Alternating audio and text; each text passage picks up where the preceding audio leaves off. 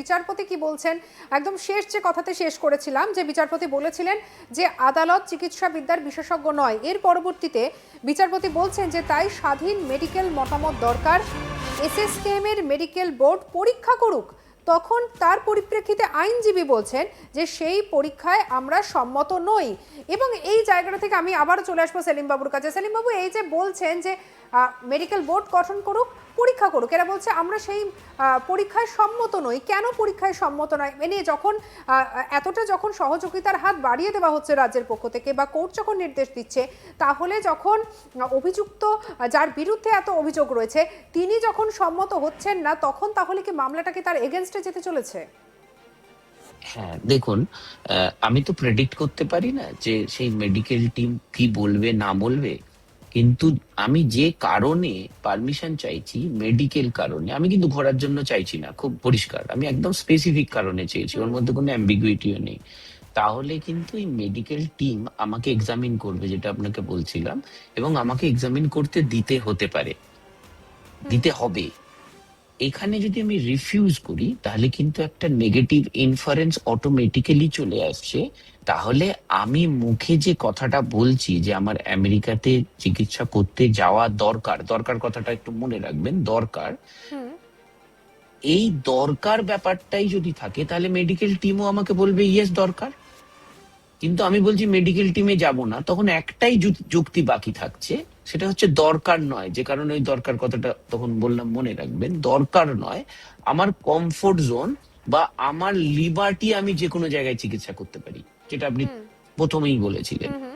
কিন্তু ওই আমার লিবার্টি যে কোনো জায়গায় চিকিৎসা করতে পারি আর দরকার, এই দুটোর মধ্যে তফাৎ আছে। এখন যে পরিস্থিতি, যেহেতু মামলা চলছে এবং মেডিকেল টিমের কথা উঠেছে, তখন কিন্তু দরকারটার উপর গুরুত্ব বেশি দেওয়া হবে। আর দরকার কিনা এটা মেডিকেল টিম বলবে। যদি মেডিকেল টিমের কাছে আমি না যাই তাহলে মেডিকেল টিম কোনো রিপোর্ট দেবে না, তাহলে কিন্তু ধরে নেওয়া হবে ওনার চিকিৎসা এখানেও হতে পারে। কেন একবারও বলা হচ্ছে না যে না আমার চিকিৎসাটা এখানে হবে না তাই আমি যাচ্ছি, বলা তাহলে এইটা কোথাও কি হচ্ছে। এই যে কথোপকথন, তার মধ্যে থেকে এমন কি কোনো ইঙ্গিত পাওয়া যাচ্ছে যে আসলে ভারতীয় চিকিৎসাকে কি এড়িয়ে যাওয়ার জন্য চেষ্টা করা হচ্ছে? সেই ইঙ্গিতই কি আমরা পাচ্ছি? না, চিকিৎসা ব্যবস্থাকে এড়িয়ে যাওয়ার কথাটার আমি ঠিক মানে এড়িয়ে যাওয়া, পুলিশকে এড়িয়ে যাওয়া হতে পারে, আর্মিকে এড়িয়ে যাওয়া হতে কিন্তু পারে, কিন্তু যদি চিকিৎসা। ভারতীয় চিকিৎসাকে এড়িয়ে যাওয়া যায়, তাহলে সেক্ষেত্রে তো বিদেশে যাওয়ার পথটা তো অনেকটা পরিষ্কার হয়ে যাচ্ছে। দেখুন, এই মামলাটা বাদ দিলে ভারতবর্ষে যাদের পয়সা আছে তাদের বাচ্চারা বিদেশে পড়বে, তারা বিদেশে চিকিৎসা করবে, এটা আমাদের দেশের নর্মাল ট্র্যাডিশন। সেই ট্র্যাডিশনে কিন্তু আমার মামলা থাকলে আমি আর করতে পারবো না, পরিষ্কার কথা। একমাত্র যদি আমার ওখানে গেলে চিকিৎসা করলে না হয় তখনই আমাকে কোর্ট পারমিশন দেবে। আমি যদি রিফিউজ করি, মেডিকেল টিমের কাছে যাব না, তাহলে কিন্তু এই যে কথাটা আমি বলছি যে আমি আমার শুধু পছন্দ মতন ডাক্তারের কাছে যাব, এখানে কিন্তু মামলার ব্যাকগ্রাউন্ড এবং আপনি যদি সিচুয়েশন চেঞ্জ, আপনাকে কিন্তু একটু দেখতে হবে সিচুয়েশন। ওই যে বললাম যে 12 বার গেছে বা 10 বার গেছে, আর আজকে, তখনকার আমি আর আজকের আমির মধ্যে কিন্তু তফাৎ আছে। সবটি প্রসিকিউশন বলবেই না, তখনকার যে পরিস্থিতি ছিল তাতে ফিরে আসার বহু কারণ ছিল। শুধু আমার ফ্যামিলি থাকা তো একটা কারণ হতে পারে না, আমার হার্ট অ্যান্ড হার্ট থাকা তো একটা কারণ হতে পারে না, আমার কি এস্টাবলিশমেন্ট এখানে আজকের দিনে, আমার সেই এস্টাবলিশমেন্ট কি আছে যে এস্টাবলিশমেন্ট যখন ছিল আমি তখন ফিরে এসেছি? আজকে কিন্তু আমার সেই এস্টাবলিশমেন্ট নেই, এটা প্রসিকিউশন বলবে এবং বলছে, এবং এটা নেগেটিভ এগেনস্টে যাবে একমাত্র একেবারে যদি আমি মেডিকেল টিমের কাছে যাই। একেবারে মেডিকেল টিম একেবারে আমি আপনাকে না হলে একটু এখন এই সঙ্গে জায়গাটাতে রাখবো একটু সেলিম বাবু। আটকে আমি আবার একটু হাইকোর্টের দিকে নজর রাখবো। হাইকোর্ট ইতিমধ্যেই বিচারপতি বলছেন যে তাহলে আদালত কিভাবে নিশ্চিত হবে, তার পরিপ্রেক্ষিতে আইনজীবী বলছেন যে তিনি আগেও বহুবার বিদেশে গিয়েছেন এবং ফিরে এসেছেন। তার পরিপ্রেক্ষিতে বিচারপতি বলছেন এই মামলায় আমাদের চিকিৎসার প্রয়োজনীয়তাই দেখতে হবে। অর্থাৎ এক্ষেত্রে কিন্তু বিচারপতি সরাসরি বলে দিয়েছেন যে আমাদের প্রয়োজনীয়তা দেখতে হবে। আমি মানুষের কাছে যাব, মানুষ আপডেট জানবো যে ঠিক কি চলছে ভেতরে, কি কথোপকথনে উঠছে। এখন আমি একটু আগেও বলছিলাম যে বিচারপতি শেষ পর্যন্ত আহ, যে অবজারভেশনে পৌঁছেছিলেন যে আহ, আদালত বা বিচারপতি কেউই বিশেষজ্ঞ নয়, এই বিষয়ে বিশেষজ্ঞ মতামতের প্রয়োজন আছে। তার জন্য অভিষেক বন্দ্যোপাধ্যায়কে আদালত প্রয়োজনে আগামীকাল এসএসকেএম হাসপাতালে, যিনি চক্ষু বিভাগের যিনি প্রধান রয়েছেন, তাকে নির্দেশ দিতে পারে তিনি একজন 3 সদস্যের টিম গঠন করে অভিষেক বন্দ্যোপাধ্যায়ের চোখের কি পরিস্থিতি সেই বিষয়ে রিপোর্ট দেবে আদালতকে। হুম। 7 তারিখ রিপোর্ট দেবে, 7ই অগাস্ট। তারপর আদালত ঠিক করবে যে সেই রিপোর্টের ভিত্তিতে, বিশেষজ্ঞ মতামতের ভিত্তিতে আদালত ঠিক করবে যে আদৌ অভিষেক বন্দ্যোপাধ্যায়ের বিদেশ যাওয়ার প্রয়োজন আছে কিনা, বিদেশে বেশ। গিয়ে চিকিৎসা করার প্রয়োজন আছে কিনা। কিন্তু অভিষেক বন্দ্যোপাধ্যায়ের আইনজীবীরা যেহেতু সম্মতি দিচ্ছেন না বা যেহেতু তারা অনুমতি দিচ্ছেন না, হুম।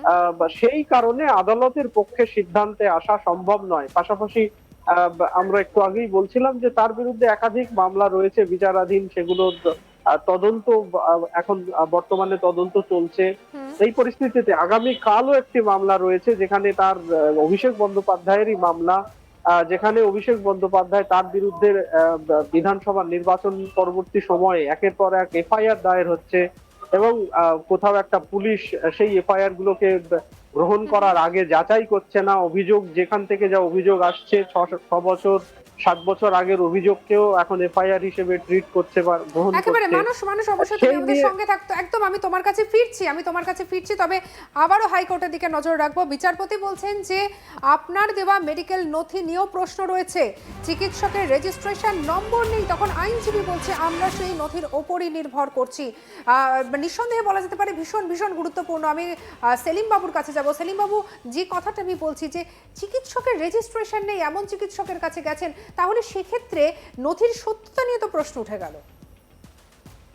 না দেখুন, নথির সত্যতা নিয়ে প্রশ্ন ওঠার যে অনেক অ্যাডভান্স সিচুয়েশনে অলরেডি চলে গেছে।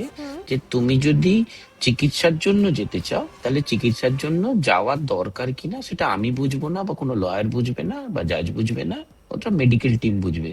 You should meet medical team. যে আমি বলছি না আমি মেডিকেল টিম মিট করব না, এবং আমি আমার কথা থেকেও সরছি না যে আমার চিকিৎসার জন্যই শুধু যাবার দরকার, তাহলে কিন্তু অটোমেটিক আমার যেটা মনে হচ্ছে সেটা হচ্ছে কিন্তু ওই চিকিৎসার মধ্যেই উনি সীমাবদ্ধ আছেন এবং চিকিৎসক টিমের কাছে যাবেন না।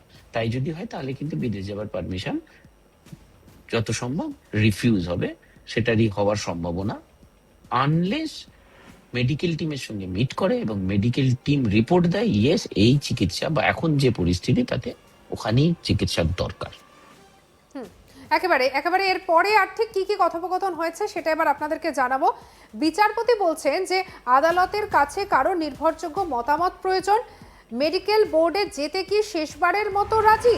আইনজীবী বলছে যে না, আমার মক্কেলের স্পষ্ট নির্দেশ আছে। আমি একদম এই জায়গা থেকে একদম হাইকোর্টে চলে যাব আমার কালিক মানুষের কাছে। মানুষ, এই যে কথাটা যে মেডিকেল বোর্ডে যেতে রাজি নয়, এই মামলাটাকে কতটা জটিল করে তুললো?